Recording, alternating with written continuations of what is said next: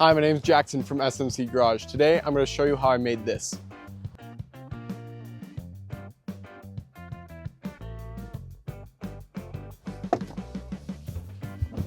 This is a foldable bed system that I designed with extra storage underneath.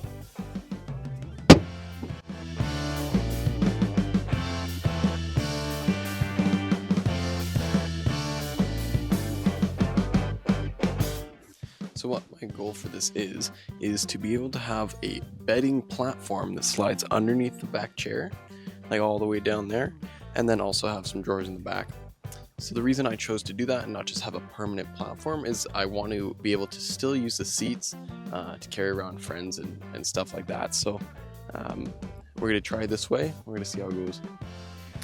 Okay, so the only way to achieve this is to actually make a platform that slides under.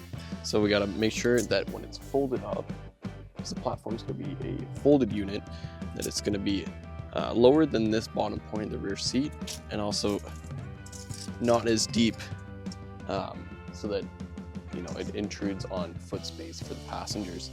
So basically, I'll show you what I came up with. New building partner, I guess. Kitty in the van for today? Absolutely not. Do not tear up my carpet. No. I don't know. No. Bruh, get out of the car. No. You're done. You're done. Stop. Are you a friendly kitty? Friendly kitty. Oh my goodness. Oh, fuck. Oh my. No, get out of the car. Stop. Get out. Out. Where did you come from? No, you're not going underneath. No. Stop. Turn up my carpet.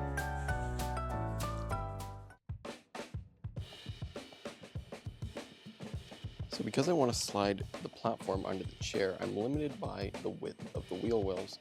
So basically, I'm going to have two folding aspects to each side to make the width appropriate for two people to sleep.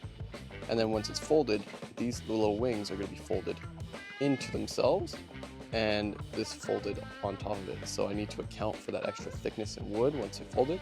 So I'll have to have around a 3-inch kind of extra joint here right in the middle to accommodate for that folding action. So basically what I got here is 3 basically 8x4 sheets of plywood.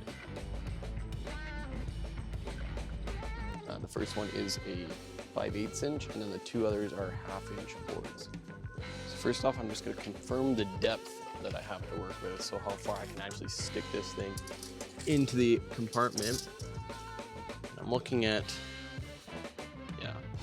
like I had in my notes, about 41. So 41 inches. So pretty much what I need to do is cut my big board in half so it's more manageable to work with. Actually, we need to cut it not in half. We need to cut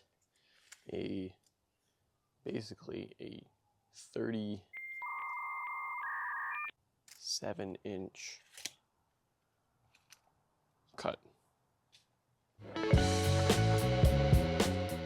So here I am measuring and cutting out the 2 main pieces of the bed. So these are going to be connected to each other with that little 3-inch intermediate plate, and then also have the little wings on the side.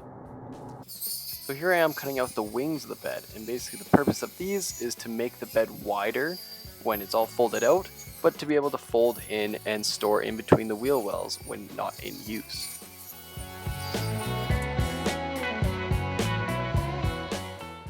Making sure my main pieces fit here, and then going to cut out the intermediate plate here. You can see I'm testing it out for size. Yeah, I'm short, so it doesn't really matter, but you can see there how I'm attaching the intermediate plate, or that little hinge block, if you will, to both sides of the bed.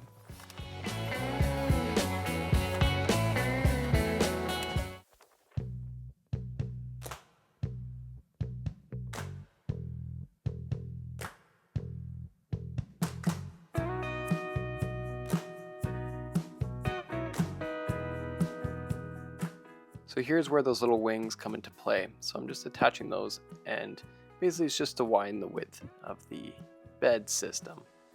And here's how it all comes together. Little side wings fold in.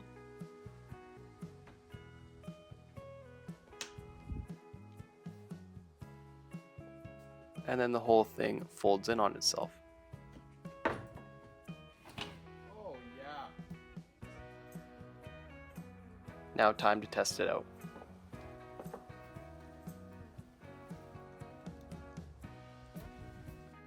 So with the bed all tested out, now I have my assistant here. She's going to be putting on all the felt just to make it a little bit more comfortable when we put our sleeping bags and mattresses on it. And there's the final product.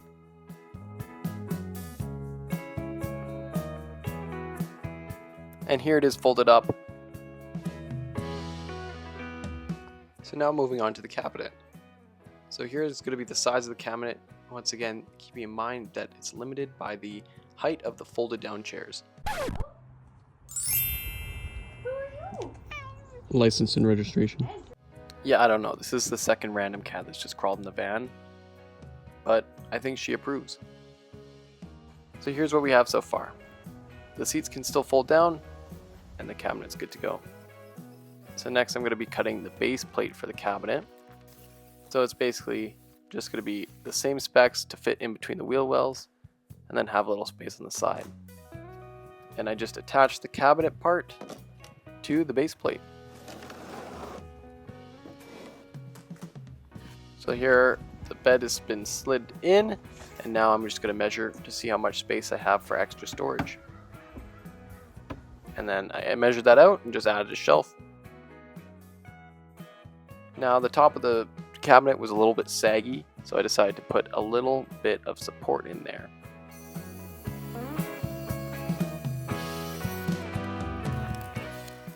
And screwed that down.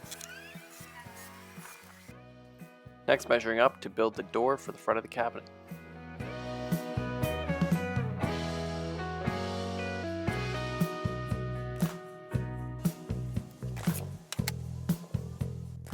Now originally I was going to have drawers, and I wasn't going to be using this kind of cabinet or door that I'm building right now, but I decided with the limited space that I have that just a cabinet with a shelf would be easier and also provide more space at the end.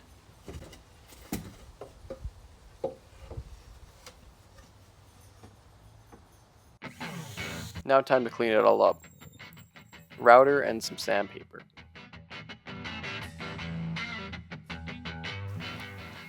Next, got to attach the hinges for the door. There we go. Now time to test fit it.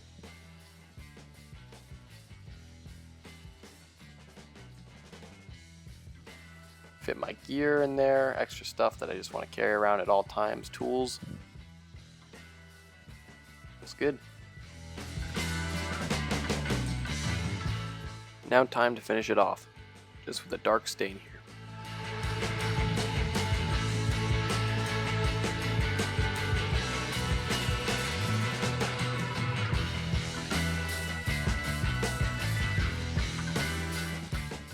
And here's the first test fit of everything all together, painted, and the bed going into its slot.